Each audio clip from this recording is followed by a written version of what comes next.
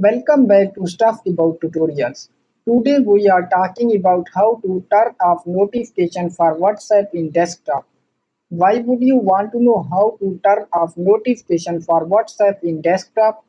Well, maybe it is your first time using WhatsApp and not sure how to turn off notification for WhatsApp in desktop.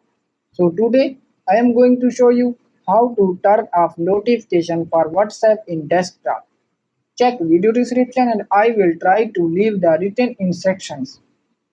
Turning off notification for WhatsApp in desktop is quite simple and easy to do, and the process is same for all devices. Let me show how you will turn off notification for WhatsApp in desktop. First of all, download WhatsApp in your computer.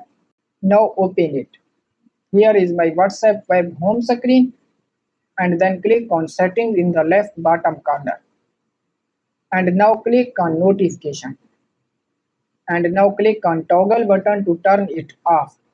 And now, in fact, your WhatsApp is open, but it can't show any notification to you. So there you go. If you were wondering how to turn off notification for WhatsApp in desktop, that is the easiest way I know. If you know another way, please leave a comment below. Be sure to subscribe for more videos.